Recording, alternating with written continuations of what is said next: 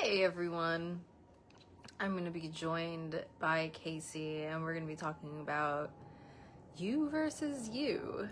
Uh, Admittedly, he has a plan for this and I'm a little in the dark and I'm kind of excited to see what he has in mind.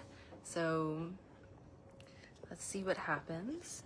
He'll be joining momentarily. It always takes a couple minutes. So while we're waiting for him to join, if you're watching the replay, hashtag replay in the comments. If you're here now, hashtag live in the comments. And as you join, just say hi, because a lot of times we get a number and we don't get a name, and this way we'll be able to say hi to you and know that you're here. All right, I see him now.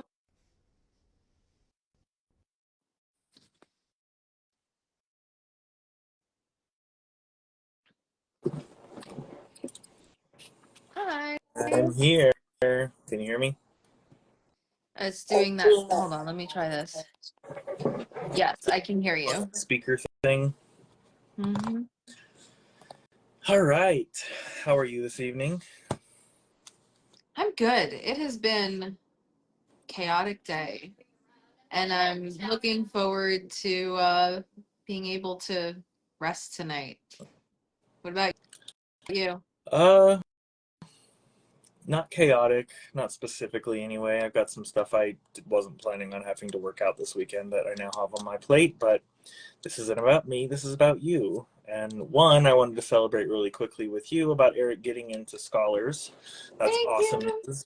So proud of him and you. I am too. This is a big deal, like a really big deal. Yeah. Mm-hmm. Especially because of what their process is, the feeding to other educational institutions. Yeah. Their partnership with Columbia, they partnered with St. Francis College, I think it's called. So he'll leave with tons of college credits, and it's just the alternatives that the other options we had were they would have been so awful for him, like really really bad, and I'm sure they work wonders for other kids, but I was walking through there and it was just like I cannot send my kid here. So this Yeah. is a huge weight off my shoulders. It's the perfect school for him. I couldn't have asked for a better option, honestly. Yeah. Yeah. Eric's a very unique kid. And so the type of education required for you, that type, like level of uniqueness, is very specific. Hmm. And not every school can cater to special needs, much less just the needs of more like neurodivergent students in general. I think we Yeah. fail horribly at that as a collective across the country. Yeah. And with the special needs and academically high achieving, it was just like I feel like there was such a focus on special needs, and I'd go to these schools and the kids were, it was just bad. It was like I think he'll be going backwards. I can't send him Yeah. here. It was just, yeah, there was no focus on achievement. It Yeah. was, yeah, and it didn't even seem like they'd say like, oh, there's a big focus on emotional learning and safety and all this stuff, but like looking at the kids, they didn't have the vibe of like happy teenagers, Yeah. and it's like you can feel it in a school with a good culture where the students feel like they're at home, like you can feel it. And it was, I just went in there and it was like, oh no, no. Like I saw the kids and I was like, oh no, no. Like they seem not okay. Like I wouldn't want my son to be there. And when I say not okay, I mean like they were really unhappy being there. Not just normal kids not wanting to be in school.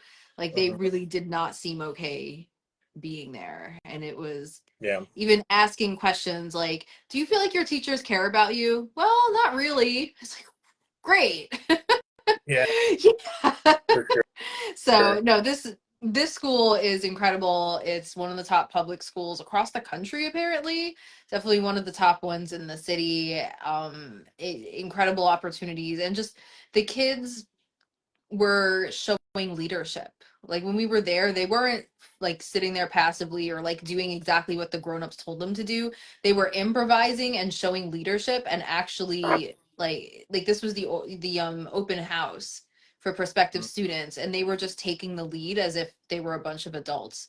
And you know Eric's personality, he's been wanting to be a little adult since he came out of the womb. And so I was like, oh my God, like it feels like Eric belongs here. But anyway, I'm rambling about something and I know we have other stuff to talk about. Yes.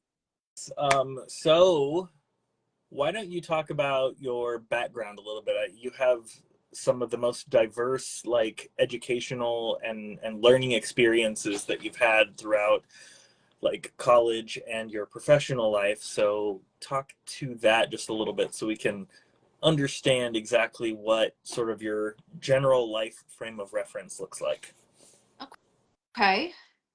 Um, including like travel outside the country.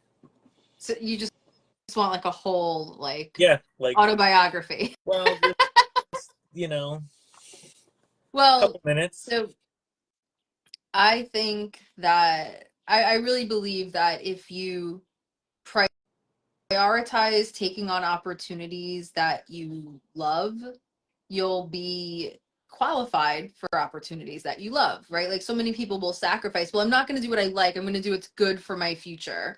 And you have to do that sometimes, but I don't think it should be things that you don't enjoy because it's good for your future, because then you're going to qualify for things that you don't enjoy. And I've fallen into that trap, even though I had this philosophy. It was by accident because I was in a tough situation and had to take whatever opportunity came my way. So definitely don't do that. So for me, I grew up in a working class neighborhood in the suburbs of New York City, Long Island, and went to a big public school. And because of its size, they had the funding to provide opportunities like clubs and courses and programs that usually a neighborhood with, the socioeconomic status, like a working class neighborhood, like we rivaled like private schools, like fancy private schools I've heard of, didn't have the opportunities we had because there were just so many kids. There was so much, funding. So that's how it goes per student. And to me, it was just normal because that's how everything is when you're growing up. Yeah. Um, so anyway, I was a total nerd. Got straight A's, all that stuff. Graduated at, the top of my class. Um, and went to college and felt like a total idiot because I broke out of my bubble.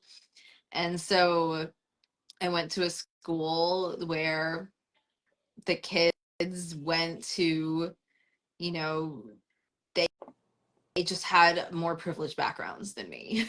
And so literally, whereas in my school I was like the smart nerdy kid, over there I felt like an idiot. Like people just knew stuff and were just talking about it like it was second nature. And it was like, I think they taught me that in high school at some point, but I like took the test and then forgot about it 2 seconds later because I didn't think I'd actually have to know it. But it was amazing to be exposed to this other world because I do gravitate towards academia, and I am kind of nerdy. And so like having Thank God. conversations, I mean, it's not a good or a bad thing. It's just, it's a quality. Hmm. But so like being challenged in that way and seeing how the stuff I learned from school that I thought was stupid because I was always told, like, I don't know why they teach you any of this stuff. You're never going to use any of it. And then here I was like, oh my God, I'm supposed to use it, not just to go to college, but like this is like people actually like talk about all this stuff. Like when stuff happens in the news, they're referencing that thing from history class that I didn't think was important enough to remember. Or, people travel around the world, like, every vacation. Oh, where are you going for vacation? It's like, home. Like, oh, well, we're going on spring break to Cabo. Where the fuck is Cabo? Like, like, is that in New Jersey? Like, what are you talking about? And so Like, people don't know that New Mexico is part of the United States. Y- yeah, that came up. Yeah, that came up with my grandmother. But Quick, really yeah, quick, just one liner that one. Tell us the 15-second version of how that played out. um, we're taking my grandmother out of the country for the first time to go to Montreal. And she was asking if Casey would be there and if it was close to where he lived, and we were like, no, New Mexico is not close to Montreal. It's actually in the United States and in the complete opposite direction. Yeah, yeah. But No, Mexico is close to Montreal if you're from Australia. yeah. So but anyway, it was like that's like why do you have to know where New Mexico is or where Montreal is if you're just like in this your neighborhood all the time. And so for me being exposed like as someone who has more of an adventurous spirit, as someone who really I seek out knowledge and wisdom. That's something that's enjoyable for me. Being exposed to an environment where that's valued more was really great. So I went to this amazing school, and I know not everyone has the opportunity to experience how life changing school can be when you're in a school that actually challenges you to think differently. Not just memorize this stuff, take your test, get your piece of paper, but that actually challenges you to see the world differently, Yeah, that changes your mind about stuff, that expands your mind. And I understand that not everyone will follow the path I do, but it's very sad to me that so many people only have the experience of school where it's like, memorize this stuff. We're not going to actually help you understand how this is relevant or why you'll need it any other time in your life. Take this test, get your piece of paper, and then forget about it. good Like luck. that's, yeah, like that's really sad for me given how life changing it was to have. I mean, like I studied abroad in Jamaica. I did a domestic study where we were going out on excursions all throughout Washington, D.C., and like dipping into communities and doing our own original research. And I mean, just like the exposure of seeing all these different worlds was monumental for me, Right, and this you know? during your education in college to be a teacher, correct? I did not go to school to be a teacher, no. Um, I I majored in psychology and philosophy, Okay. super high paying gigs. But so, as someone who grew up in a working class neighborhood, it's like, I'm going to college. I'm going to be rich. Like, what did I know? Seriously. That was it. It was like, I'm going to college. I'll just study whatever I want. Like, who can I don't have to be like a millionaire. I'm gonna be set, man. I'm gonna have a college degree. Like I didn't know. And so like I didn't think you could, go to college and have trouble meeting your basic needs. Like that What? it's like exactly. You're just like, no, I'm going to college. I'm gonna be set, man.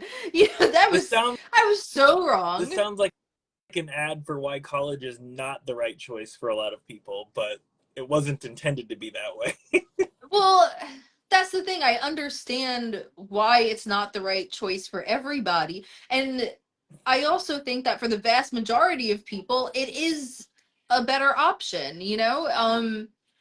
I don't think you should take out hundreds of thousands of dollars in student loans for most people. If you're going to go into something like finance or tech, where, and you can get into an elite university where the top employers in these lucrative industries only recruit from those universities. Yeah, like if you're going to go to Harvard Business School, or Harvard Wharton, by Law. all means. Huh? Or Harvard Law. Yeah, like by all means do it, but otherwise it's for me the biggest value of it was the person I became. And I understand that not everyone can take out, $100,000 in loans because of the person they want to become, right? Like that's kind of a luxury. And I get it. But so go for the scholarships. And there are other ways, like there are other paths to personal growth. I think there's a specific value in having like a tried and true path laid out for you instead of trying to figure out that path to growth on your own. And then you have to find mentors and you hope you connect with the right mentors. And it's having people who are leaders in their field teaching you and then validating, right? That's what grades are. Like they're validating, oh yeah, you actually learned this. Not like you watch the YouTube video and you think you learned it, but you don't actually get it, but you You don't don't know that. You think you learned it, right? you don't So know that that you're not a plumber until the pipe blows up that you tried to put. so it's like there's it's tricky. Like school can be absolutely life changing, and I understand why it's not great for everyone. I think the vast majority of people, it opens up opportunities that are very difficult to create on your own without a college degree. Yeah, um my job. I mean, on paper, you would question how I qualified to work where I do. And granted, it was a series of steps, but you would look at my resume and go, how on earth do you work at a national lab doing what you do? And I'd be like, I took advantage of opportunities. yeah, so like I think if you're entrepreneurial, then you might be one, or like there are certain people like either entrepreneurial or they're very like self-led, where it's actually not good for them. Like they should be learning in the workplace through, Like you know huh through passion. everyone should be learning through passion. It's easy, like if you go to a good school, it's easy to learn through passion. Like, oh my God, I was so interested in the vast majority of my classes. They were incredible. It was just like mind blowing. It was not like high school. And I know not everyone had that experience at university, but I'm telling you, there are like these are mind like this, it could be a game. I wish all education was like that. And thankfully, like this, I had the pleasure of being a teacher in a school that did do education right. Eric, thankfully, I mean, I hit the jackpot. So, I mean, schools are changing. I think that millennials, we have this idea that schools are the same as when we went to school. Because I'll hear millennials complain, well, school they shouldn't do this XYZ. And it's like, your kids aren't old enough yet, are they? Because they're not doing that anymore. And maybe, I'm sure in some parts of the country they are. Like what you've told me about Albuquerque. I'm like, ooh. Yeah. But like here in New York City, forget it.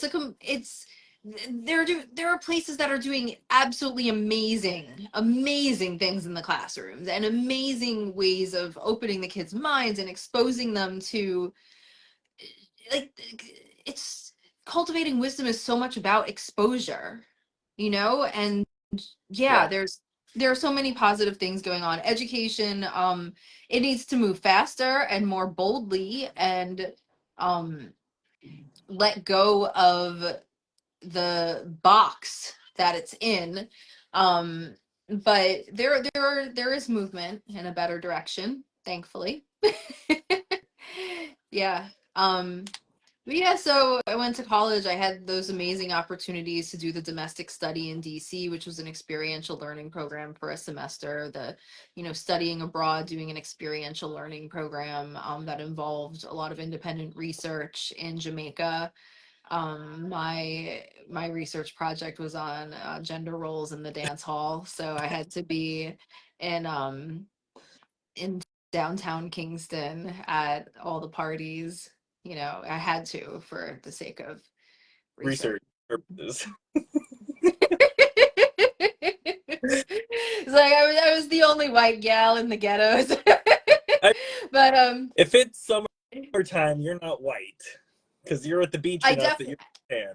so it was spring semester, so it started like Uh, February. I definitely started off white, and then the cat calls moved from white gal to browning by the end of May. yeah, But yeah, no, I mean it was incredible. I love it down there. Beautiful culture. yeah. Yeah, it's But so uh you've been a teacher. yeah, that was You've my first first career that And wasn't intentional. I got into Teach for America, what I wanted to do. Um, so to rewind, psychology and philosophy major, domestic study program in DC was on, like interventions in like underserved communities, and then the gender and development in Jamaica, right? So it was not just psychology and philosophy. I had these other like major doses of other social sciences mixed in with like this like activism spirit to them. And like that was important to me. Like I want to make the world better. And so as I was thinking about what I want in my career, to me, I really feel that schools play such an important role. And that if we were to transform our schools, we could transform society in a generation. 100%. And so, yeah, I wanted to, I really feel strongly about inequality, and I wanted to close the achievement gap in education. And ta-da, world's fixed. Abracadabra. It's done. But I mean, like, think about community schools where you have health services for the entire family centered in the school. It makes sense for a school to be the center of change and to be the center of a community because so many people are connected to a school. But yeah, so anyway, I still believe strongly in that, but my life took a different direction. So I applied for Teach for America, which is a like a national like kind of like it's part of AmeriCorps, right? And so it's a 2-year commitment where you teach in an underserved school. And my idea was I wanted to get my PhD in education policy or research. I applied for Stanford, and unfortunately, they didn't accept me straight into the PhD program. They accepted me into the master's program. I wanted to go straight to PhD because, you know, $50,000 a year versus free education with a stipend. Common sense. So Yeah. PhD programs in certain fields, that's, I don't know if it still is, but that was like the common practice. Your tuition is waived and you get a stipend and you're like working and helping the university. And so that's what I wanted to do. And so in order to qualify for that, I needed either a master's or some more experience. So I accepted Teach for America, and like that was my idea. I want to have the experience of working in schools before I become one of those like people who like comes in and tries to change it without actually understanding what's going on. Oh yeah, Um, totally. yeah, which I still think was the right move. So I graduated college in 2007, 2-year commitment. After the first year, 2008 happened. And yeah, so Lehman I Brothers remember. went under. We all remember, you guys remember the Great I didn't. Recession. I didn't So survive that through college. That was not some. That was not something that. Yeah, tuition doubled from 2005 to 2008, oh god. and it was like even with my scholarship, I'm like I can't make up that much. Like what the are you talking about? Yeah, Whew. so I was working as a teacher, and then I ended up supporting Eric's dad in a revolving door. We met around that time. I ended up supporting Eric's dad, and through a career change and a revolving door of our younger siblings, for the next 8 years. And so, living off of a graduate student stipend was no Oh longer, god. yeah, that was no longer a wise decision. So and it kept being like, I didn't want to keep teaching. People think that it's the students that make teaching miserable. It's really not. I love the students are incredible. I'm still in touch with some of them. It's the system, it's miserable being a teacher. um there I could do a whole live on that, Yeah, but let's not for this one, but we can yeah, do it for life exactly. for But fixing so the system. yeah, it was so incredibly stressful and just not a fit for my personality at all. And so it's like you need to have pretty thick skin, and like I hate confrontation, and I value harmony, and there I was trying to get a whole bunch of teenagers every day to do what they didn't want to do. And it was just like, this is like, I don't like standing up there telling people what to do all day. It's just working in the current school system was not a good fit for my personality. um I wanted to completely change it.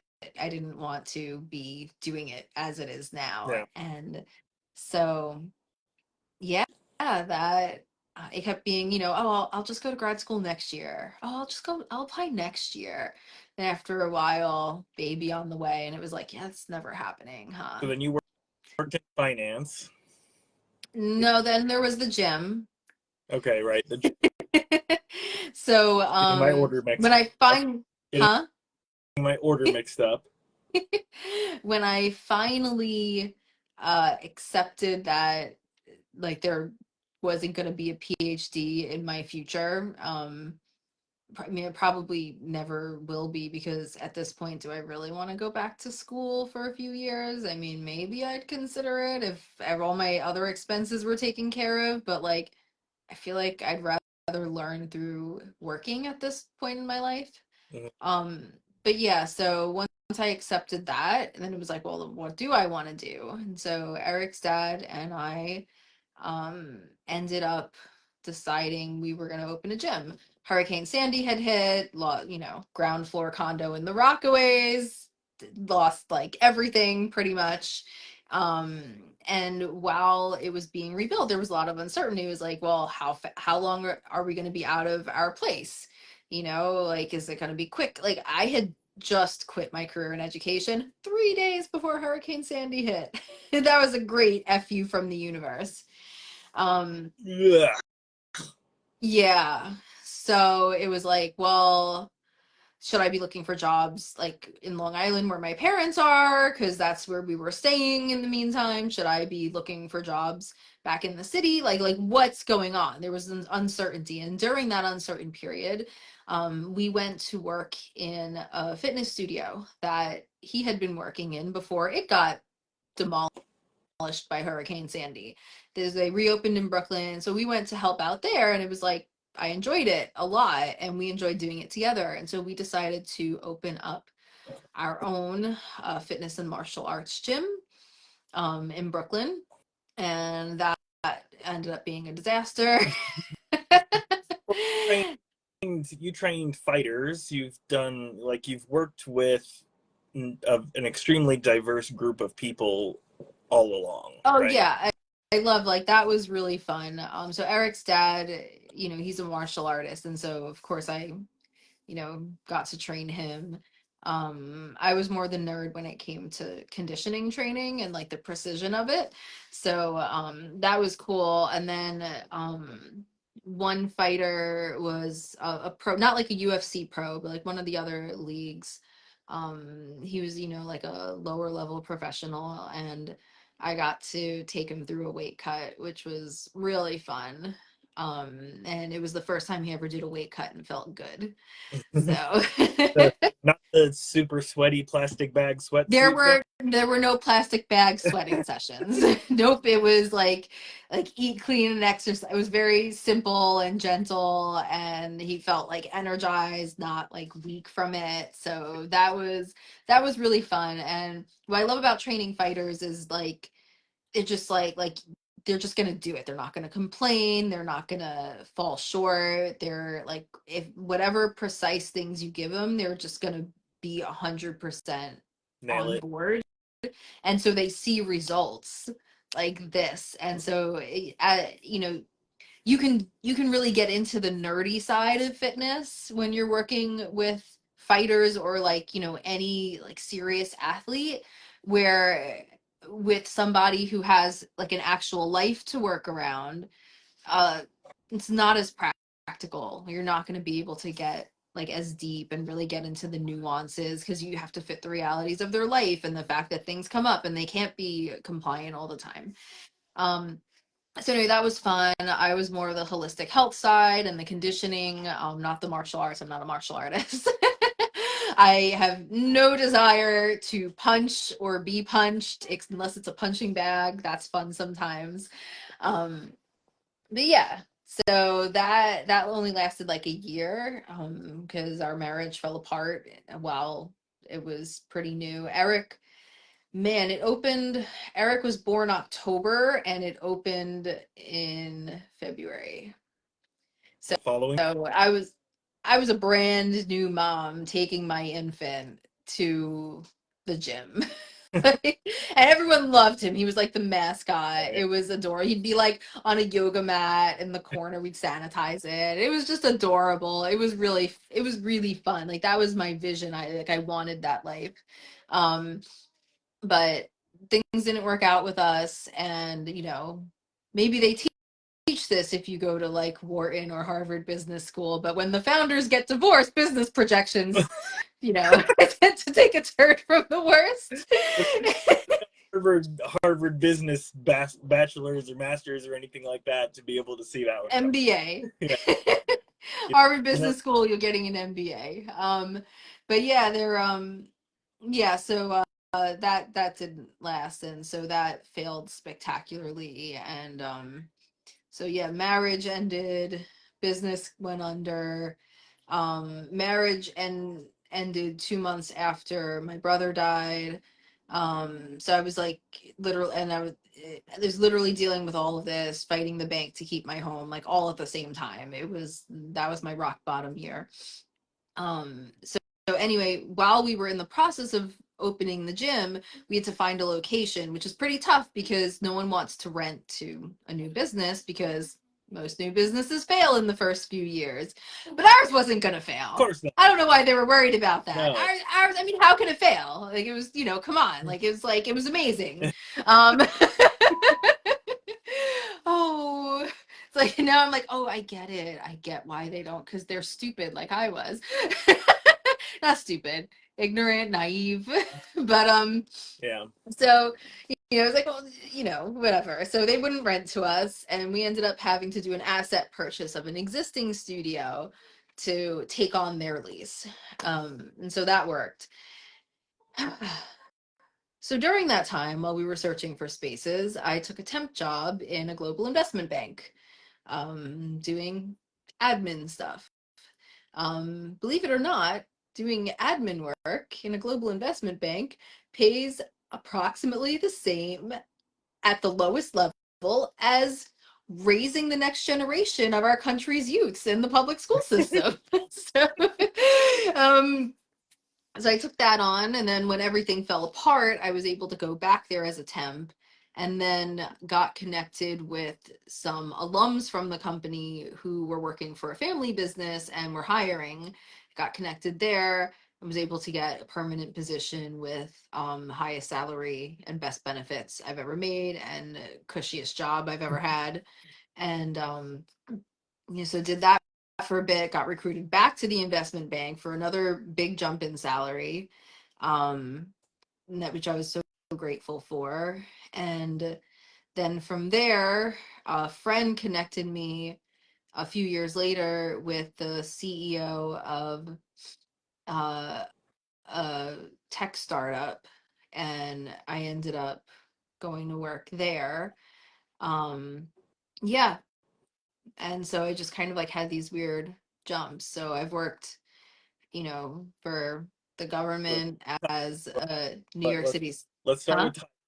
So you started out, you were a teacher Yeah, for a yeah. So little I while. worked, I Bus- worked, like a good, nice government job with a Business pension. owner. I invested in my pension, opened a gym and started the online coaching while I was doing that. And then worked in a global investment bank and then for a tech startup. So big business, startup, tech, finance, nonprofit education stuff. Like I've seen. And like training. Yeah, so I've had this unique background that gave me these peeks into all these different corners of society, which has which has really formed my perspective. Hmm. Could you say at this point which one it was like the most impactful for you? Not client related, but for you? Being a teacher, it's so it's brutal, but it is like I don't think I've ever been so inspired to work so hard because it's like it feels so important, you know? Hmm. I mean, these are kids, and not all of them come from good situations. And so it's like, and I was an ESL teacher, so you had kids, and there was such a variety. Like some would come and they had already learned English in their home country and were academically ahead of our students, and then like some would come and they hadn't really had much of an education at all and knew no English. And it was like, how do we get these kids to graduate so that they have some sort of opportunity, you know? Yeah, Um, it's a big gap yeah. to jump. Huh? It's a big gap to jump. Yeah. And seeing some of them jump it was inspirational. And it was like, how am I not going to show up or complain or, like, it's like, no, this is too much. They're expecting too much of me. It's like, no, no, absolutely not. It was like, this needs to happen. Yeah, that was really, really impactful. Yeah. So your current work situation is as a holistic health coach and a business consultant. So staying out of like issues with confidentiality, could you explain a little bit about what that looks like for you? Uh, Amazing. It looks amazing. So I, I'm so grateful that I get to, I get to do this work that feels meaningful and like I'm having the type of impact on the world I want to, not just, working a job for the money, but feeling disconnected from what I'm doing. So it feels personally meaningful and like how I'd want to spend my time if money wasn't an issue. And I get to be the kind of mom I want to be, like when I was working in the city at the bank, um, I was gone 12, 13 hours a day. And it was like after all the efforts, towards like putting together the gym, one of the biggest reasons for that was so it could be a family business and my son could be there. And then to have it backfire so badly was it was crushing. Like think about how hard it is to open a business, and I don't mean like, oh, I have a little like internet side gig. I mean like a brick and mortar business to put like this is not just like I like to pour that much effort into this dream of what I wanted my family to be like and then have it backfire that spectacularly was quite an experience because it went in the opposite direction, right? It's not like I got a job nearby and had flexibility. It was like I was working overtime. The commute was an hour and a half each way. I was gone 12, 13 hours a day. My son was in daycare with who, and, were strangers when we started. And that was tough. Um, and anyone who knows a single mom knows that opportunities are limited. you know if you're not only do you have to make as much money as you can because you have to provide financially on your own. Yes, some people get not childcare, child support. I'm grateful that I'm getting some now. There are times where that's not the case. And so you have to you have to get a job that pays enough to provide for you and your kids, but only during the hours where affordable daycare is available and where they'll transport to school. And I mean, there's just, it's crazy. It's crazy. And so the fact that I had an opportunity to build the life I have now is, I'm so grateful. Like, it's so grateful. And this whole time, since the gym, throughout when I was working for the bank and for the tech startup, that whole time I was coaching on the side. Because it's a passion, but also it taught me the skills that helped me to make the career jumps that allowed me to make the money I needed to provide for my son and to get out of the financial hole I was left in when the business went under and because of divorce. And so that was key, not just because it's my passion, but it actually had a positive impact on my career as a whole. Um, and then I got laid off and I was looking for another job, but in the meantime, I had more time to spend on my own thing. And then it grew to the point where I was like, I think I'm doing this now. You know, like it's scary, but I think I'm doing this now. Um, Yeah, so so you've yeah, worked with all different kinds of clients, both business and individual personal training. But I think the uniqueness to what your skill set in being a holistic health coach is part of what really sets you apart from a lot of other what I'll call life coaches out there, because the coaching industry is quite expansive and quite difficult, I think, for some people to understand. But in general, I think that based on what I know of you, you're in the perfect spot to be able to really make an impact with the work that you do right now on an individual and group level. But I am wondering, because you've worked with such a diverse group of clients overall, what sort of like common threads you've seen with each of them that kind of bring it all together, because I don't know that other health coaches or other life coaches or other business coaches could work with such a wide variety of people and get the results that you have. So how could you describe that as far as the common thread between clients that seemingly would be unrelated to other people, but all come to you and get wonderful things? thank you. Um, it took me a while to figure this out because, like you said, on the surface, it's like there's no commonalities. Like they don't come to me with similar requests. They're demographically completely different.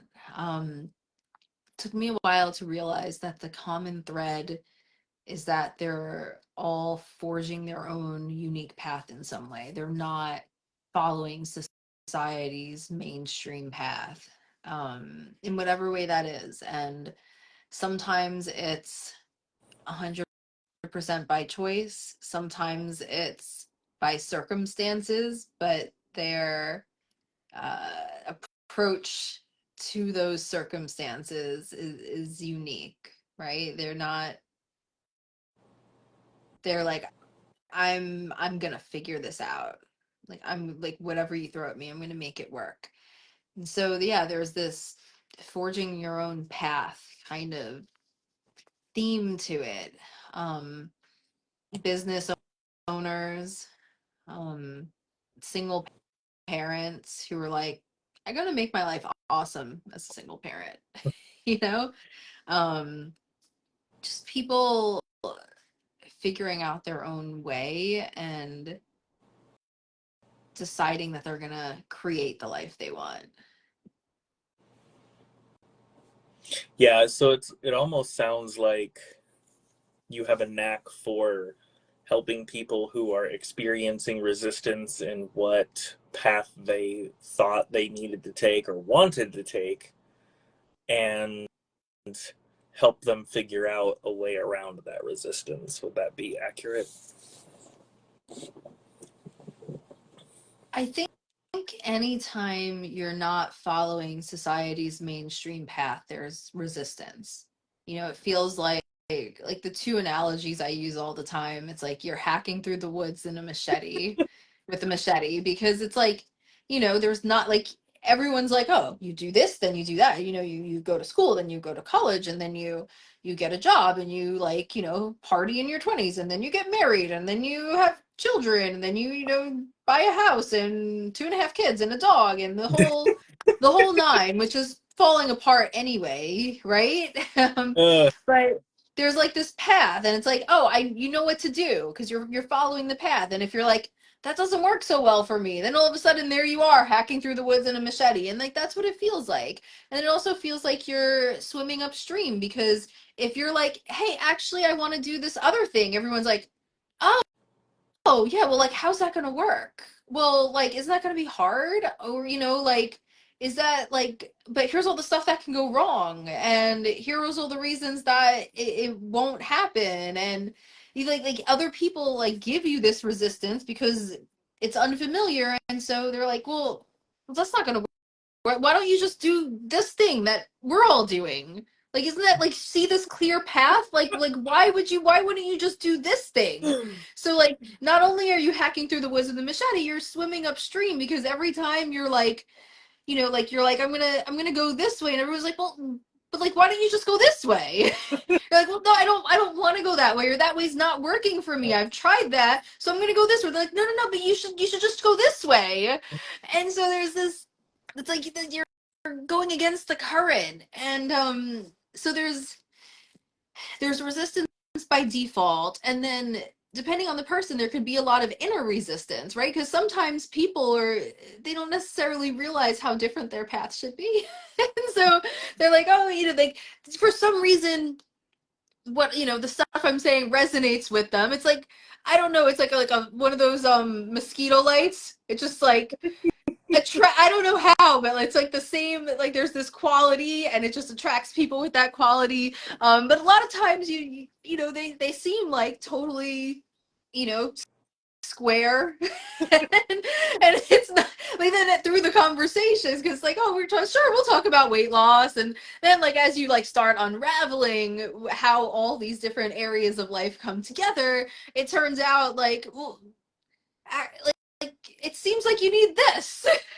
you know See, it seems like you're being pulled in this direction. And so like, yeah, sometimes there's that inner resistance, and not always a resistance. It could be blind spots because you just take for granted, well, of course I'm going to follow the path everyone else is following, duh. yeah. And then sometimes the entertaining, like, it doesn't even occur to you to entertain the possibility of something else. Well, I mean, that's the biggest thing that I've seen in my own experience in what you have been able to confidentially share about situations that you've coached people through. And then obviously in our relationship, it's so you have that clearly defined path. You go to high school, you go to college, you get your degree in whatever, then you get a job, you find your career, you stay there, and happily ever after. But nobody talks about the fact that the society and our economy is going in so many different places at the same time, and you can't tell when a recession or when inflation or when all these other factors exterior to what you can actually have any kind of control over are just going to slap you upside the head, whether it's a hurricane or a housing crisis or whatever. And so people are kind of lost in this because they have this idea that I have to do it this way because this is how everyone else is doing it. And there are so many people like myself out there who are just like, this is stupid. This does not work. Okay? I get that a lot of people are happy in a regular 9 to 5. They could be a bank teller, or they could slowly work up into this mortgage thing or that car loan thing, or they can, grow from school to superintendent to like whatever. Like there are paths that you can go. And then there are other people who feel that really firm ceiling so fast that it's just like, I cannot do this. I am not going to be happy in a 9 to 5 or in a, situation where I, can't be my own boss, I can't travel as much as I want, or, I have to worry about balancing vacation time with my kid's school schedule, and, like, so many different things that come up that people just pretend that don't exist, I guess. I don't know how to put it, but like it, the the divorce, resistance to pivoting. yeah, it's I have to do this. This is what I have to do because this is what everyone else is doing. But there are so many people out there that don't get, I guess, as much credit or as much like limelight for not doing the things that everybody else is, or doing their own thing in such a unique way that people just look at them like they're weird. And it's like or or it's glorified, guilty. right?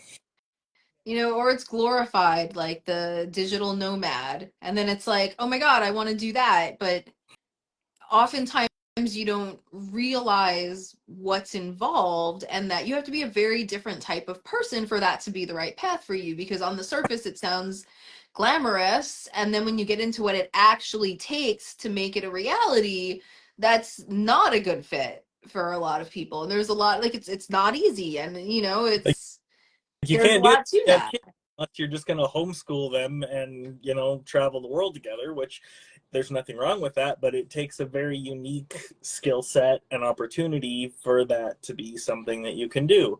On all the power to the people that want to do that Hmm. and it work, but the uncharted path is a hard one, and somehow you seem to make that easier, in my experience, for people than they either thought it would be or like can appreciate, because you've seen so much resistance in, or difficulties with, running your own business and wanting to go teaching, and then you started out in psychology and or with psychology and philosophy, and then you worked at a bank, and like you've had to pivot so drastically that you can appreciate the life circumstances that go into all the decisions that people make. And some people are like, nope, this is what I have to do. I have a degree in engineering, I am an engineer, this is what I do. And it's like, but do you not understand how engineering can apply to so many different things?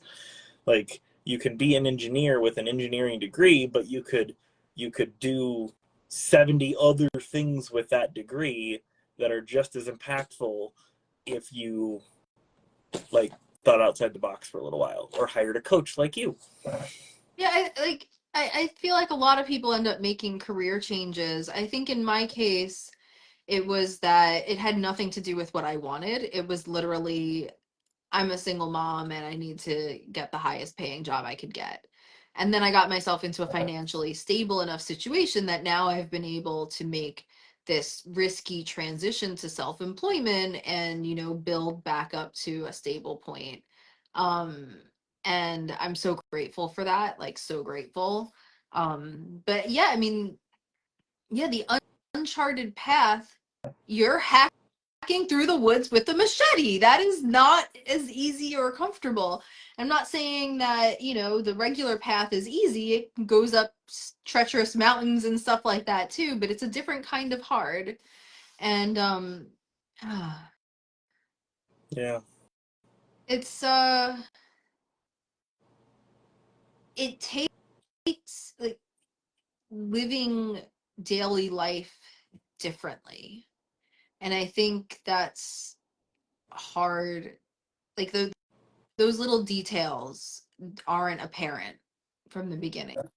But you know, like the typical coach who's a digital nomad, you you have to be so committed to your internal state, right? Like executives and CEOs have to. And so when you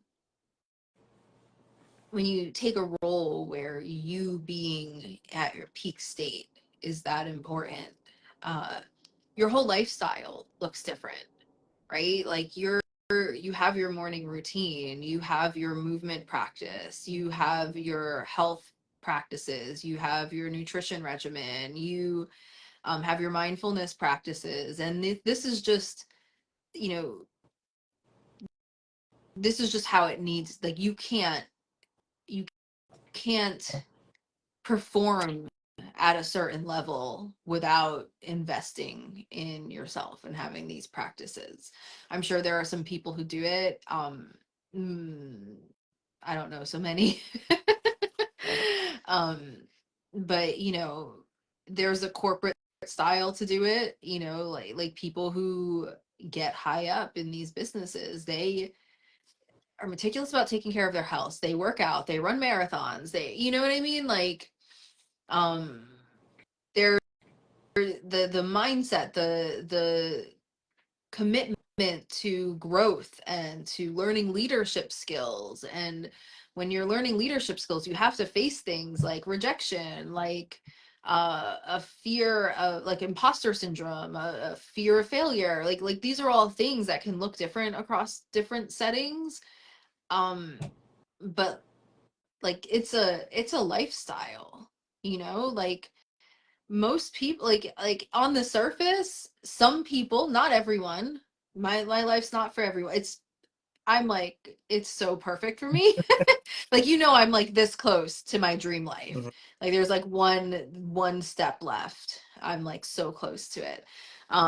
It's amazing. Not everyone would want it. And on the surface, to some people it would look like, I could tell you the glamorous version. Like the glamorous version, like, ha, I live in a beach condo. I'm a block from the ocean, a block from the bay on the other side with the Manhattan skyline in the distance. Yeah, New York City. And, I work from home online with, my own practice that I'm growing. And I get to take my son to school every day and I cook myself nutritious meals. And, all of, like, there's the glamorous version. And there's like, what does my life actually look like? Not everyone would want to do what I do, like it's weird. It's not bad. It's not like, honestly, my life is, as easy and peaceful. Like it's the easiest and peaceful it's ever been, like lowest stress I've ever had. And so in that way, it's really good. But like, what is my lifestyle actually like? I my alarm goes off at 6 a.m., snuggle time with Eric for one snooze cycle, sit up in bed, meditate 15 minutes, do my morning warm up, which includes a core routine and some stretches, cook Eric's breakfast, healthy, of course. I practice what I preach. So I cook it, I actually cook real food. Um, and then, take him to school. Now he's older. I just walk him to catch the bus. We're in New York City. It's a real city bus. He's a big boy now. And then I go for my morning run, and then either I have coaching sessions or qigong class, or I go to the gym to lift and come back, start my meeting, squeeze in a shower in between meetings. I look like crap for my 10 a.m.s. Don't forget that you have an insanely restrictive diet that you follow meticulously to make sure that you don't have all the other symptoms and stuff that would normally keep you from being able to function, like mental cloudiness and Yeah, you know brain fog and lethargy and things. I completely understand why a lot of people choose to, take medications to deal with those things. For me, I like to go to the root cause, which is harder, but then I don't have to deal with the side effects of all the other crap, and it works better for me. My body tends to like reject things pretty easily. cat So, and potatoes, peppers, oh yeah, dairy. yeah. So no dairy, no nuts except almonds, no citrus, no nightshades, which is peppers, tomatoes, eggplants, potatoes, avocados I can't do. Believe it or Well, not, gluten is, I'm okay with gluten. Go figure, right? I'm not supposed to have meat. And so there are some of these things hit me worse than others, where I can, every once in a while, like you when you come, we'll go out to dinner. But And but I feel it. Like I feel the difference. make sure it's like, okay, what do you have to do tomorrow? Are you going to be needing to be as mentally clear as possible?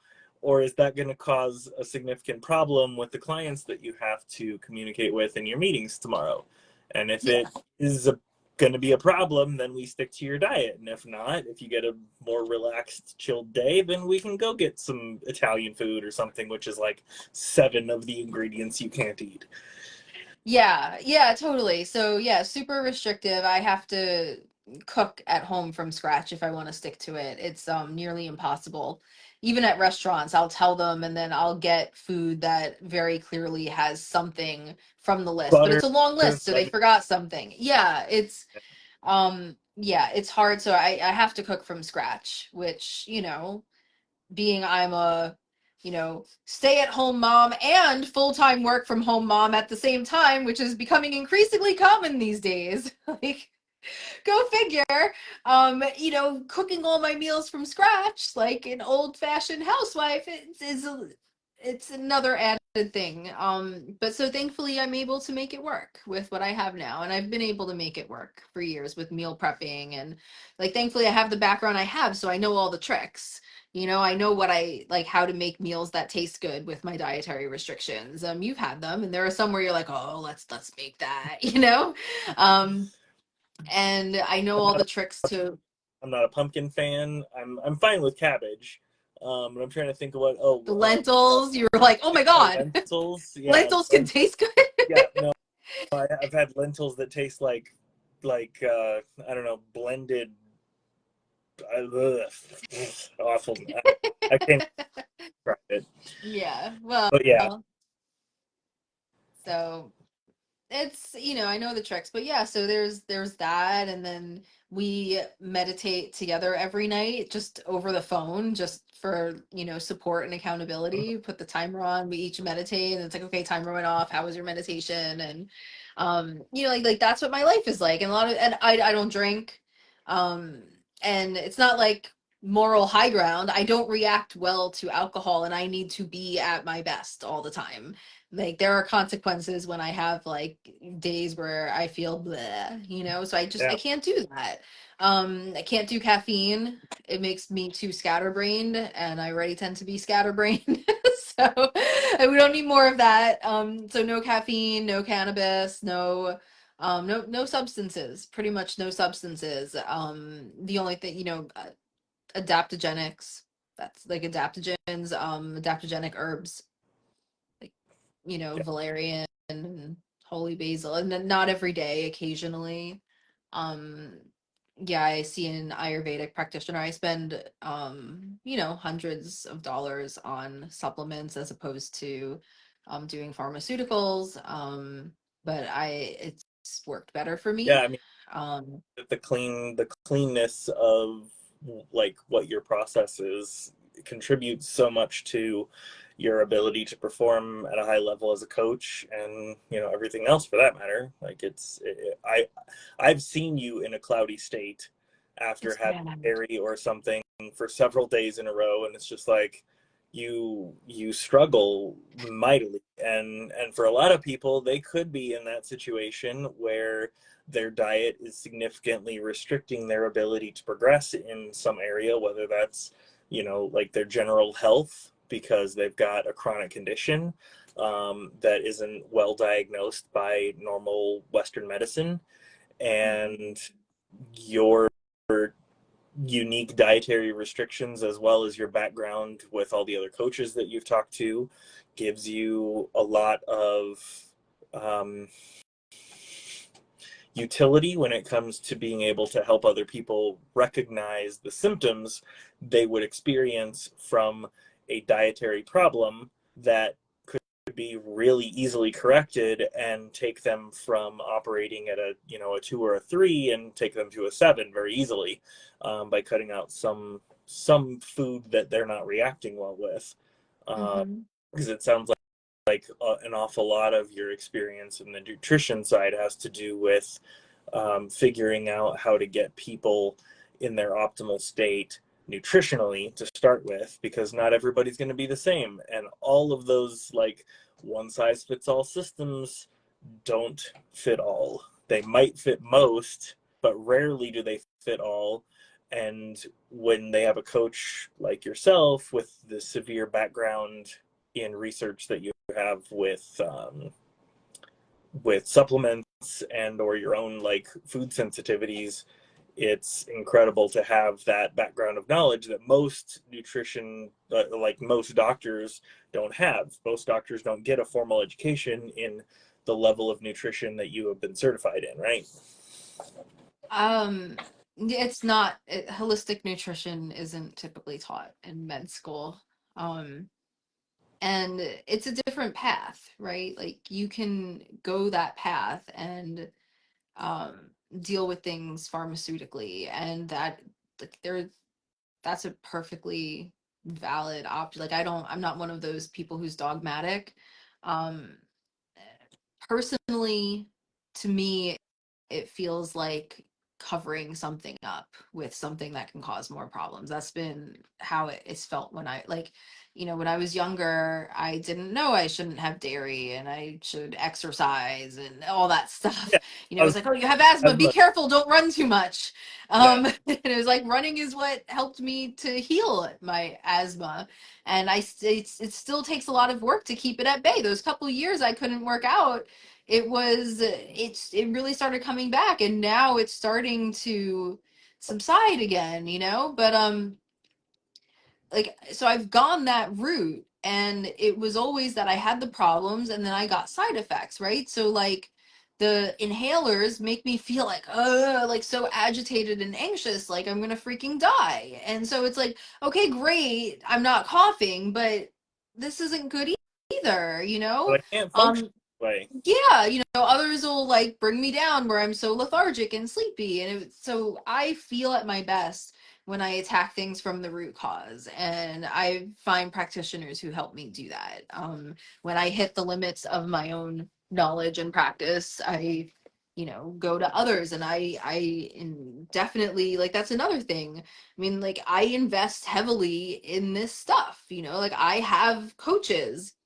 I've spent tens of thousands of dollars over the years on coaching and personal development. And like, I rarely go to the doctor, but I see my Ayurvedic practitioner like clockwork, because she was able to solve the problems that the doctors couldn't figure out. So that's out of pocket, so I prioritize things differently. I live simply and modestly. I'm not a big shopper. I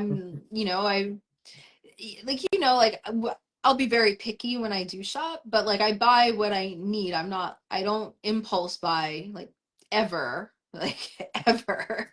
Yeah, I you don't were, just hold on. I just want to pause for a second on that idea, because you were taking cold, like bucket baths, bird baths, because your water heater decided to blow up because they're made like shit, and you couldn't get it fixed quickly enough. So you were, I wouldn't super say suffering. I know that there were times when it was definitely suffering, because I sure as hell would not want to be taking sponge baths in the middle of a New York winter using cold tap water. yeah, okay, so the water heater broke, so I didn't have any hot water. And for some reason, the way my shower is built, it just doesn't function unless both the hot and cold water are available, even if you only want to turn on the cold water. Like, they both have to be flowing or it just shuts off completely. So great. So yeah, that's where the sponge baths came in. But it was a few weeks, and it was like, why am I gonna like either like spend several $100s to have this problem again? Thankfully, I was home when it burst at the seams this time. Last time I had to replace my carpets. So like, to have that happen again in 4 years, and to have a flood, like, what if I'm out? What if I'm gone for the weekend? Like, my whole Yeah, place could flood out? and your neighbor, So for that matter.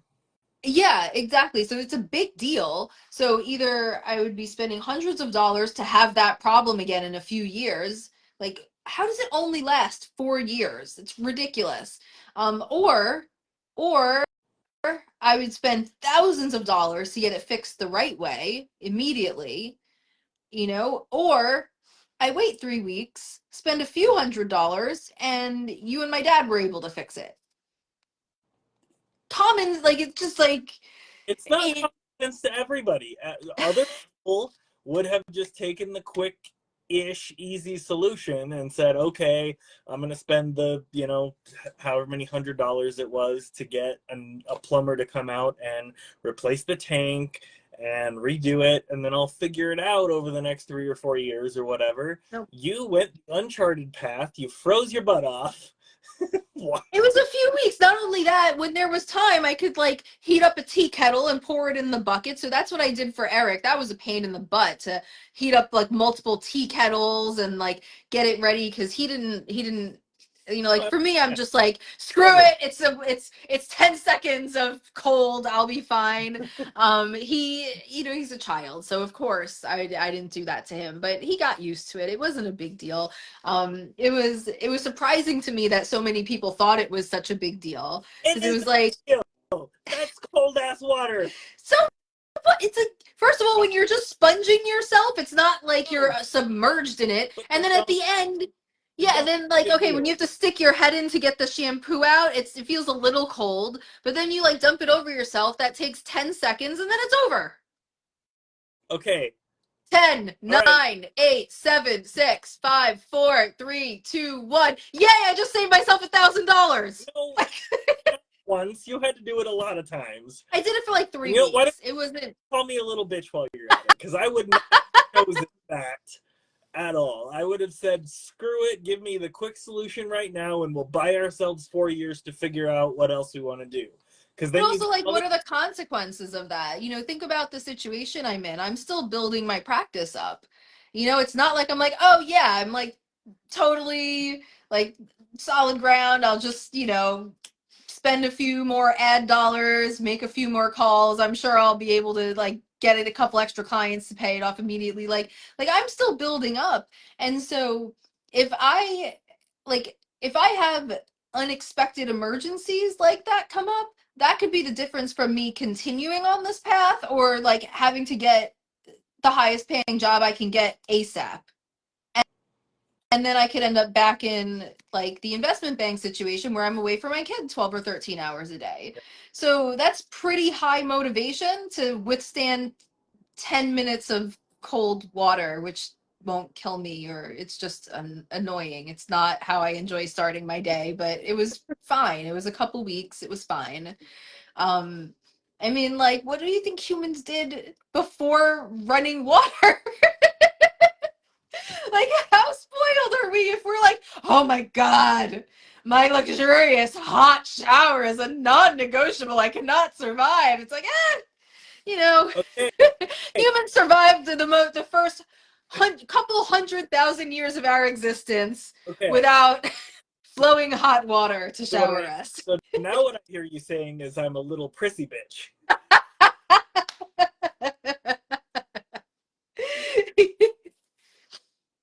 So I I know didn't you're say gonna have anything. I you did, but you were thinking it. Don't lie to me. It's fine. I can handle the. I can eat. That's fine. No, you're in a different financial situation. So for you, you'd be like, okay, I planned this out. I know exactly what I'm sacrificing. In this many, weeks or months, I'll have it back in the bank and it's no big deal. And it's a different situation. Like that's not the situation. Yeah, I was, apples to there was a oranges. time I was there. I'm not there right now. So I'm making different decisions. Yeah, it's fine. But I have to get Eric to bed here pretty quick.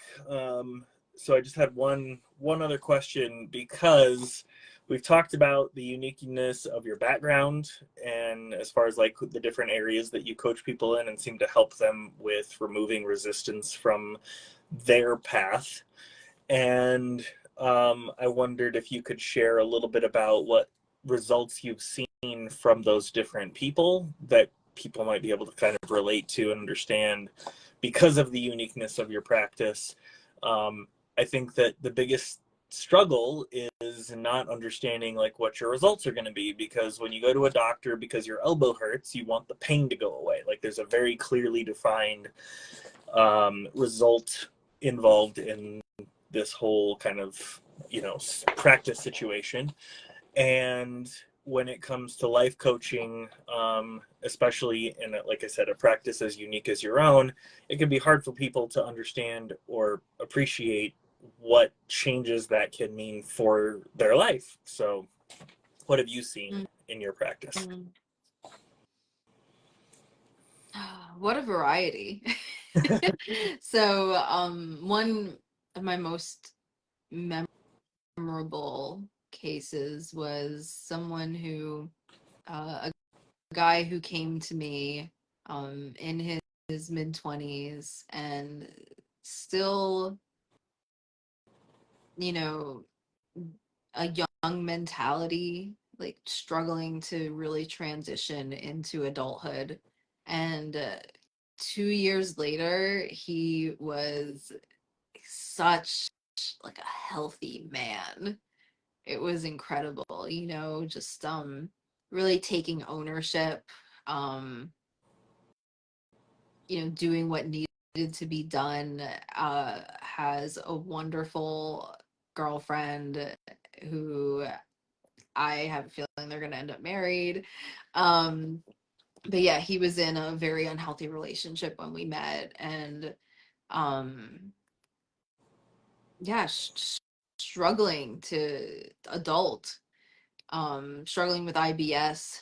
Then he was able to control a lot of his IBS symptoms through meditation and figured out what worked for his body. Some hormonal stuff too. He got that under control. That wasn't that he needed to see practitioners because there were interventions involved. But like he just got his life in order and is you know working on his own business and creating a solid foundation with his girlfriend. They are living together now, and it's just like he's such a role model for other men, you know. Um, Yeah, that was just, a just to kind of clarify there, because I think it's extremely unique. I made a post today about men needing more healthy masculine influences. And one of the things that this brought up for me is through all of your struggles, you've had to become a very masculinized woman. You have the ability to take control, take charge, lead people, and everything, which isn't something that some coaches or some women specifically maybe have the ability to do. But it's unique in that you were able to take on a male client and be that figure for them, whereas usually, and at least in especially in my post, I was calling for men to be more open to being that sort of presence for other men, to kind of help them through the situations where they just didn't get the right mentorship throughout their life, whether they had an absent father or an unhealthy parent and struggled through that. So just wanted to make a point there that it's incredible that you were able to do that for him. Thank you. And I think so yes, being able to pull on that masculine energy has a lot to do with it, but also there's like big sister vibes, so there's the feminine too. um and yeah, he actually calls me big sister. From another So huh, sister from another country, not sister from another mother. opposite end of the world, but Yeah. yeah. And then someone else came to me for help, transitioning off of weight loss shots. Um, and so the transitioning off, and so the big obstacle was food noise for her, so like obsessive cravings, and so that actually ended up being super easy to fix. And like getting into like a routine, like the thing that she reported that was a pleasant surprise was how much more connected she is with her body, because The approach that I use isn't like follow this formula and calculate this, and it's understanding how the body responds and how, like its signals. And so like yeah, having an understanding of, usually you're probably going to need something approximately like this, but then noticing like, oh well, when you feel this, try this and see what happens. When you feel that, try this other thing and see what happens. See how you react to this if you do it this way. And so building that awareness. Now she's training to hike the Grand Canyon, like all the way down, all the way up the other side in a single day, which is, that's strenuous training. And she's I kind of Uh, want to do that one day. That's been on my bucket list. I want to do the Grand Canyon. I thought I'd, camp at the bottom, but I didn't realize it was practical to do it in a single day. Anyway, I need a I think it's amazing. personal helicopter for that ride. um, but yeah, she, has developed such like a better connection with her body now, and she knows like, oh, at this time of the month I'm craving this, and this is what my body actually needs, and now I feel better. And as she's training, she's able to adjust because her body's needs are changing, and so she's able to figure out what she needs to change, what her body needs as she's going through these changes in her physical activity intensities. And so, yeah, that's really cool. And it was like an eye-opening moment for her to be like, oh, it's not about the formulas and measuring everything. And I actually feel a lot better now that I understand and I can make these adjustments on my own, like listening to my own body. So that was really cool. Yeah, I think Um, it's unique because so many people are really quick to go to a pill, but most of the time the pharmaceutical interventions have so many other side effects that you just end up piling up pill after pill after pill after pill, and then you never make any progress because you've got this, you know, chemical soup going into your body, none of which is natural, and none of which was your body was generally speaking supposed to operate on, and it clouds their ability to really be that connected to their body to understand what it actually needs. Because when you have a craving, when you have a sensation, when you have something like that going on, if you're in touch with yourself and you have a resource like yourself to be able to kind of guide that journey through everything, people not only get more in tune with their body, but like detoxing all of the stuff that comes from an unclean diet, because there's so many super processed things out there, and people may not realize they have a food allergy, or a sensitivity to something, and that is a primary cause of any, variety of symptoms that they're having. So it's really cool that not only was she open to that, she tried it, she made the connections, and now you're working, it sounds like, through that process to really dial in what's optimal for her body to operate on. yeah, I mean, it's pretty much now she's good. It was one of those. It was like, where's the Staples button? Yeah. Other things I've seen are people getting more in tune with their sexuality and realizing that they had completely shut out parts of themselves, and so when they tapped into that, it just had this like positive ripple effect, and their whole vibe changed, like whole vibe completely changed, which affects every single part of your life, which was that was really cool. Yeah, it's been a nice variety. um and then of course there's the simple things like weight loss or getting fitter.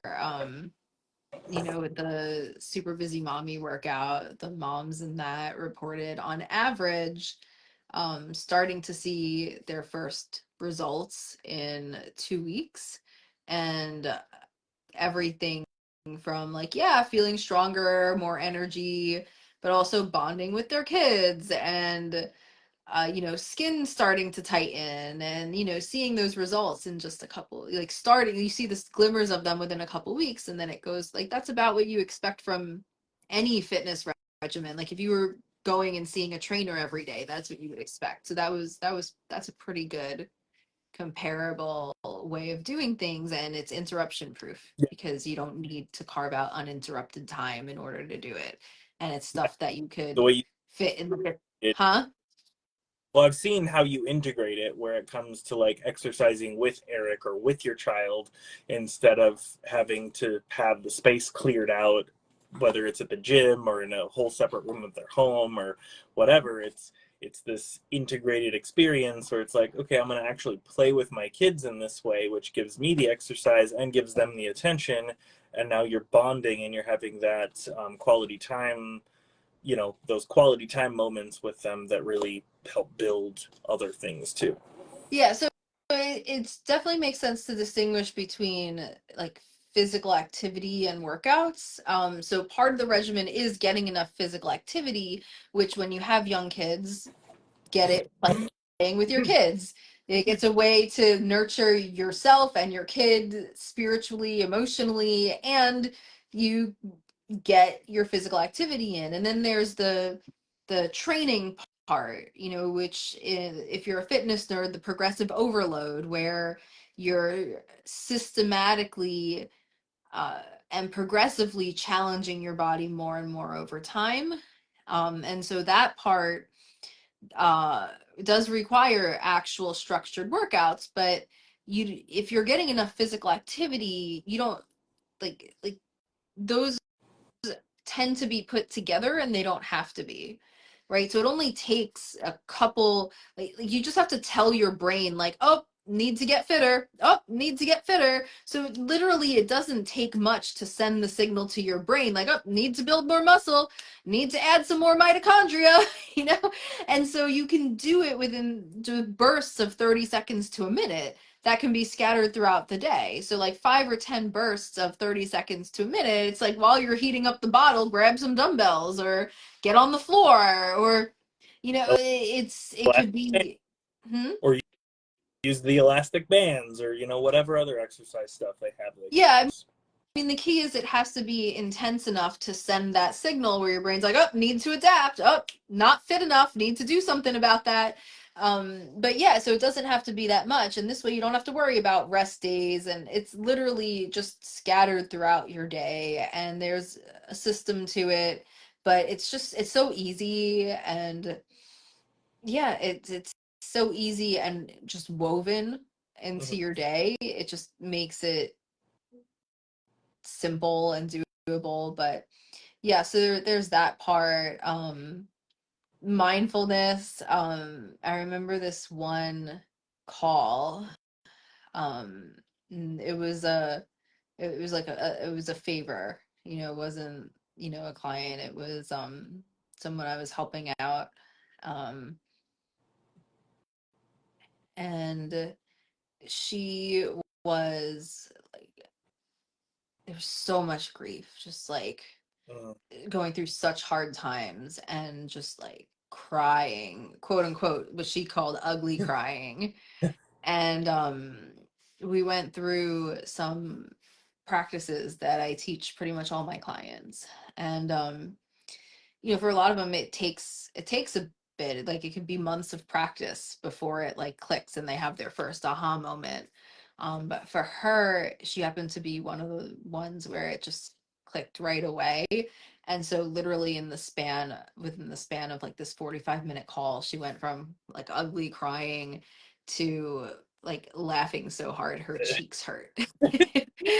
And just like she couldn't believe it, she couldn't believe the difference. And it's like sometimes these these practices are deceptively simple, and they can be the game changer. And I compare them to learning how to do a backflip. Like the instructions for that sound simple, right? It's like, yeah, jump and tuck your knees. And it's like, when I jump and tuck my knees, that doesn't happen. I land on, Okay. you know that's what happens.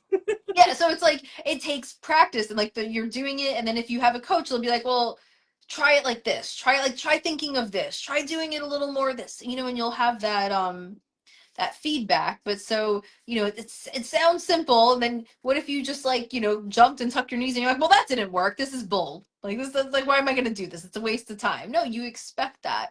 And so with these, it's like, yeah, it's gonna sound simple, and then we're gonna have to talk it out as you try it and you tell me what your experience is.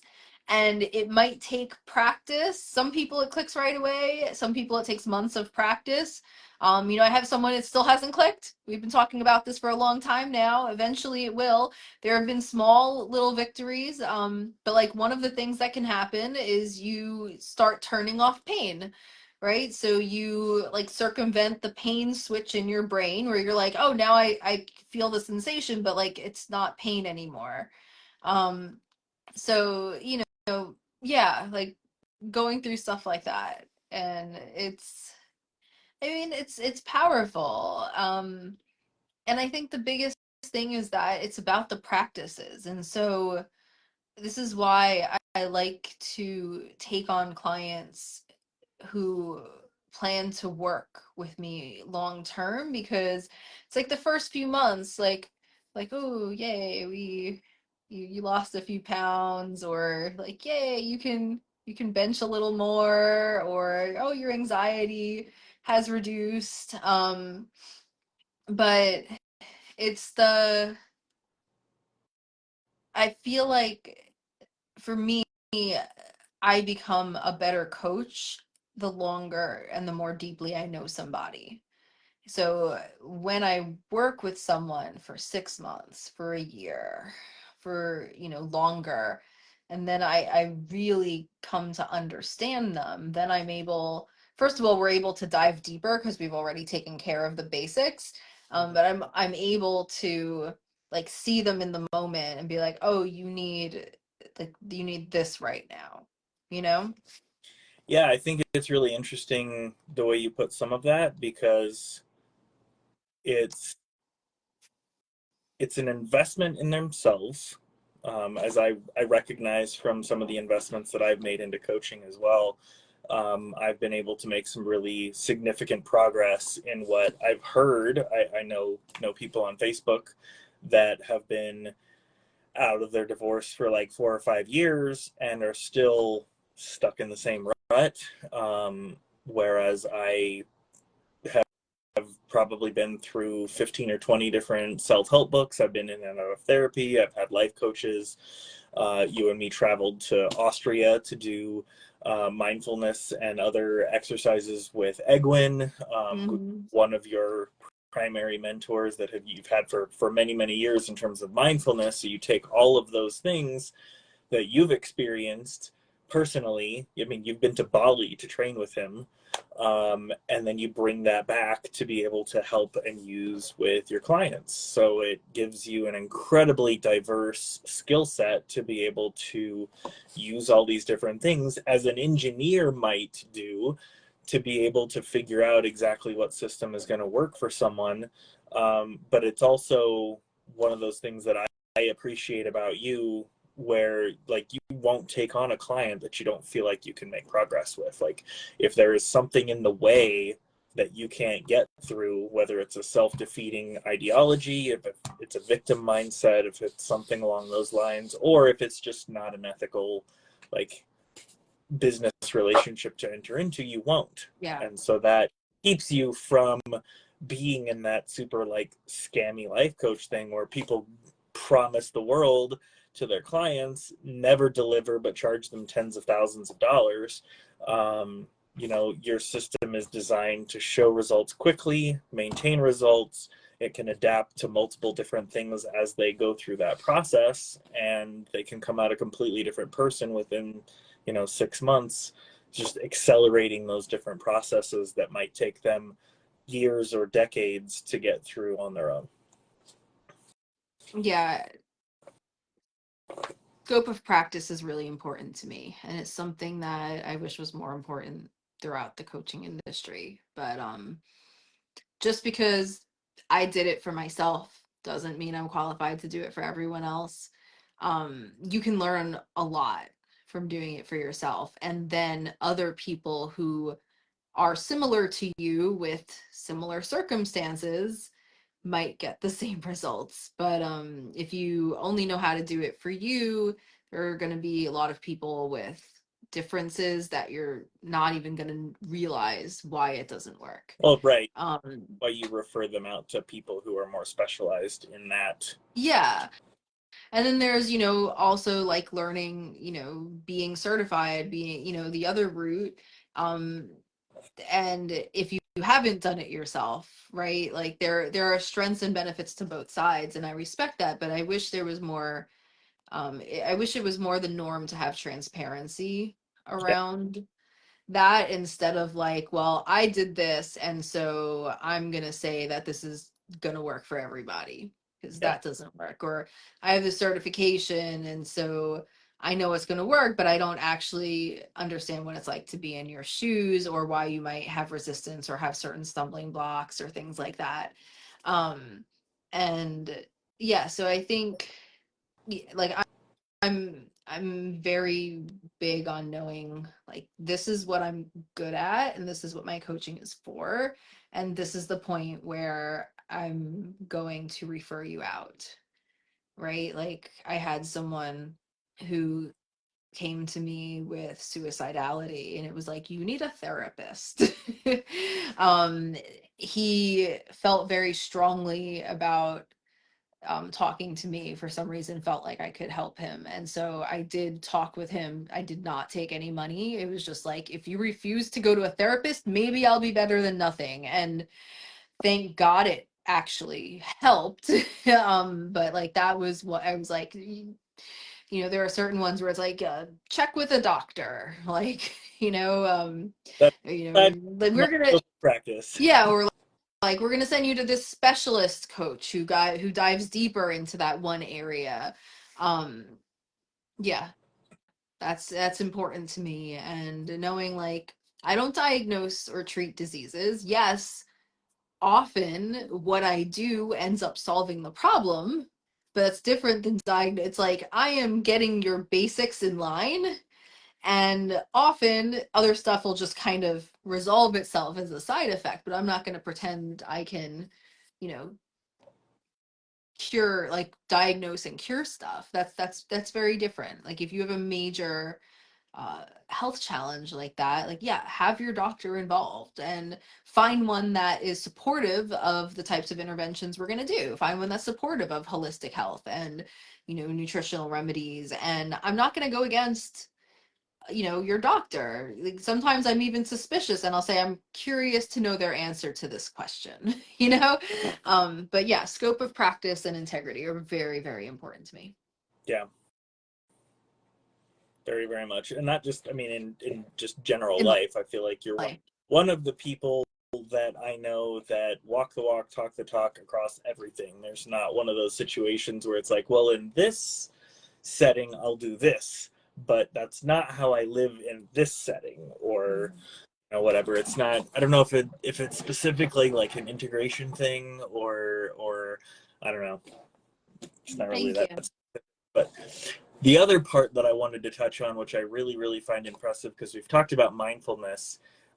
You and I have gone through meditations a few times with Eglin and during our nightly routine and everything. But one thing that I think is incredibly impressive that you have done is Vipassana. So can you describe torture me?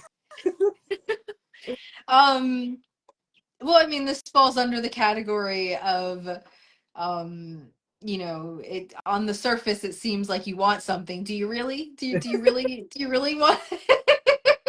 No, Because no, this was I'm something that very I clear that I do not want this. That sounds like torture. I mean, I thought it sounded pretty miserable too. It was I mean, 1,000,000% worth it. I'm so glad that, the person who I kind of had that reaction, and the person who convinced me it was worth it, I'm glad they did. And so one day you're probably going to be like, I don't know how I became this person, but I'm signing up for a Vipassana.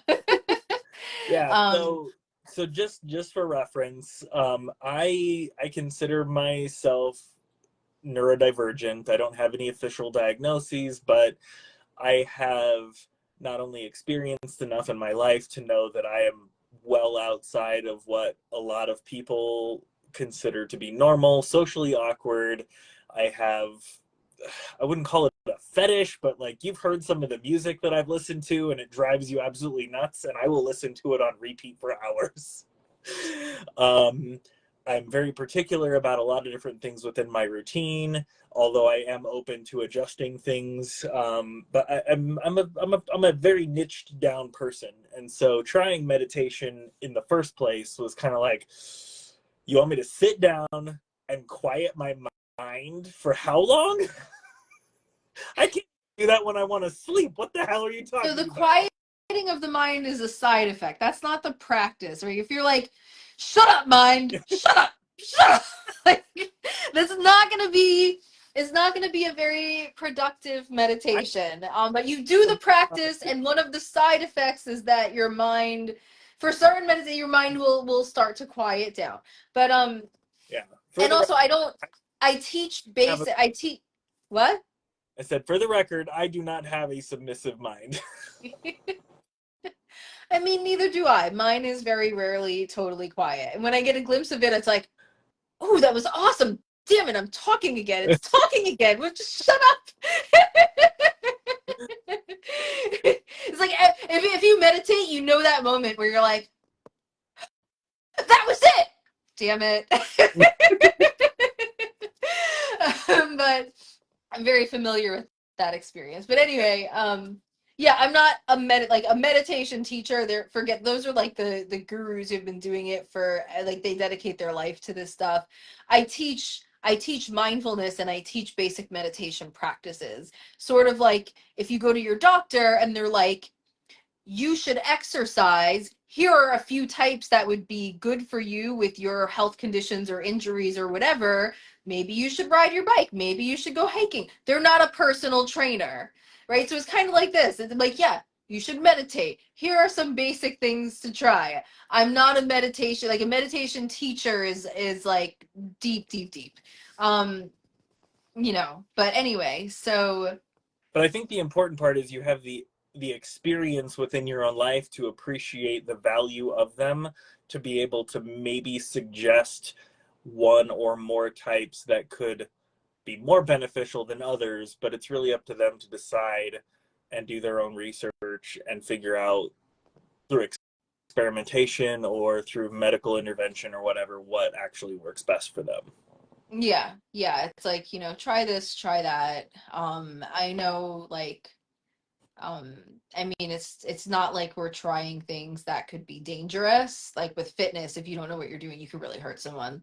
Mm-hmm. With the basics, these basic meditation and mindfulness practices, I'm not worried that if I tell you to focus on your breath that it could be dangerous. It's like so You it's could fall it's asleep. That is the don't do it while driving. But it's like, so it's pretty safe to experiment with that, and I have enough of a knowledge base where like I can be helpful. If someone's like, yeah, I've been meditating for an hour a day for the past 5 years, it's like, well, then you probably want to go to a meditation teacher. Go see, like go to a Buddhist temple, like find like an actual like specialist in this. Go to no course like Egwin. it yourself. Yeah, like take a Vipassana course, go to Egwin.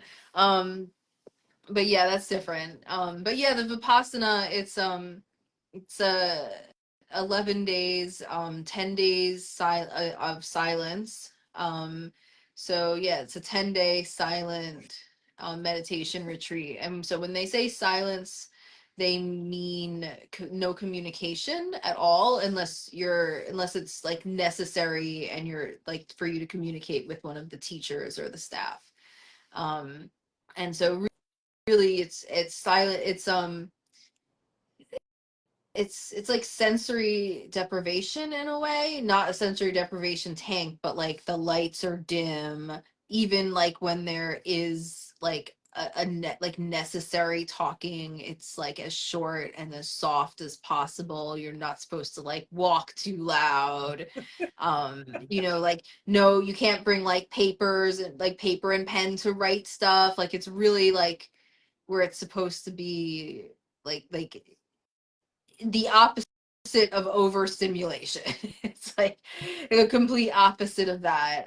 There's a part where you have the opportunity to go in, I think it was called the pagoda, where it's like pitch black and silent. Oh, it's so nice. But yeah, so that, I mean, that makes it easier to become more aware of everything happening internally. Yeah, like But yeah, so even earlier this week, I was talking about it, and like everything quieted down, not only in my environment, but like within my body, and I could like feel my heartbeat inside my chest. I didn't have to move. It wasn't like I could feel the pulse in my neck or any other part of my body, but I could actually feel the sensation of my heart pulsating in my yeah, chest. it took me so many years to learn that, so screw you. That did not click for me for a very long time. But yeah, it's pretty cool when you get to the point where you can feel all the stuff happening in your body that you normally can't feel. It's crazy. um Really cool experience. But yeah, I suggest a vipassana, but not if you're a newbie. Like Yeah. when you can meditate for an hour a day, and handle you can handle being in pain without having to like freak out or like stop what you're doing, like to, dealing with a pretty significant amount of pain. Because so you're meditating a total of about 12 hours a day. And there's 3 of those hours, not in a row, but 3 of those hours, after the first few days, you're supposed to be perfectly still.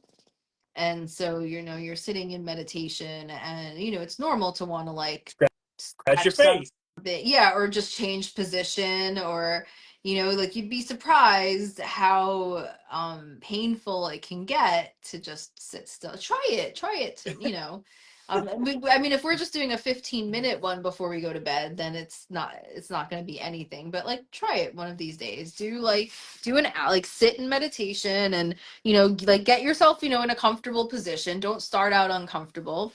Put a cushion if you need it, like whatever you need. Sit in meditation and just sit in that same position. Put the timer on for an hour. And I mean, even the instructions they give, they're like, so the way the Vipassana works to keep it as unadulterated as possible, they have recordings of the teacher. Um, the practice is thousands of years old, but it was passed down through a lineage of monks and then made more widely available by someone like maybe 150 years ago, and then someone else um, you know, kind of learned from him and really started spreading it around. And so like that person, the class is taught, this guy, he is not alive anymore, and he's still teaching it on video. um but so anyway, and he talks about, it's like, oh, like you're sitting there, and after 30 minutes you're like, okay, I can do this, and then like 45 minutes you're like, oh. Yeah, so I mean, so you're sitting there, you can't like scratch any part of your body that itches. There will be inevitably one inside your nose, on your forehead, in your cheek, by your butt, off your knee, any other part of your body. Like there will be a part of your body that itches.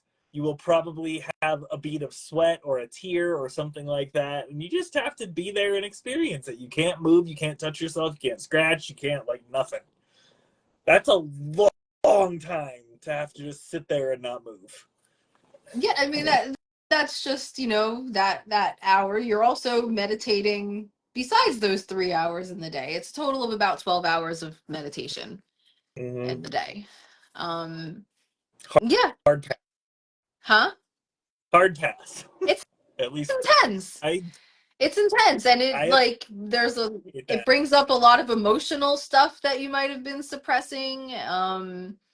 It's like you hear people sobbing out of nowhere, like it's intense. You're allowed to cry. Huh? You're allowed to cry. If it happens, it happens, you know? Yeah, it's not like militant. They're, at least the one I went to, they're super supportive, but it's an intense practice and you get the benefits. You feel the benefits. Like you feel it right away. It's not like you learn this practice for 10 days and then you have to go home and practice it for another 10 months before you start noticing it. Like you notice the difference in your abilities right away, like day, 2 days, like every day you're noticing the difference. It's yeah, it's Yeah. pretty cool. Yeah, it's I highly recommend it when you're ready. Yeah. Well, I think not only based on our 2 years of knowing each other, personally, as well as just the last not quite 2 hours of talking with you, I can see why. Is it that long? Oh my god. I have to get Eric to I, bed. I can, but I can see why this is so important and such a passion for you because you're just everything that you say has so much energy and enthusiasm about it. So hope the other people who are Thank you. watching this, whether they're live, hashtag live, or on the replay, hashtag replay, that they can appreciate that. And if there is some part of their life they feel like maybe not completely aligned with the path that they're on, that they'll reach out to you and start a conversation because they're not going to get, guilted into some kind of a situation that they're not comfortable in. And just like you were talking about before, they're going to see results in their life pretty quickly as soon as they start with you. So, yeah. Thank you. This was unexpected. You told me like I have questions for you. I was like, all right, well, we'll do things your way this time, and I didn't know what it was gonna be. So Yeah, yeah, thank you. of course. Mhm. Well, get Eric to bed. Give him a hug Yes, for me. And I don't know if he heard me or if you've told him already or not, but tell him I heard congratulations. you saying that. Okay. you took a shower. Good night, Why are bud. you wearing the same shirt? You, you gotta go put on clean clothes. I forgot to change my shirt. Go put on, make sure all your clothes are clean and brush your teeth. You gotta get to bed. It's super late. Real life. Neurodivergent parenting, Huh? neurodivergent parenting as a neurodivergent person. It's it's a battlefield out there sometimes. I feel like it's so smooth and easy most of the time. I I feel mean, like Eric and I have our own little like peaceful bubble. Like we were in a groove. It's pretty yeah, um yeah, like I feel like if he had like I don't know, we have certain commonalities in the way our brains function. I wonder if I'll be as good a mom to another kid. Like because he yeah, just seems so easy. yeah. I hear you. Well, get him to bed, and we will figure out what topic to go live on next week. Thank you. Of course. Good night, everyone. Love you. Love you too.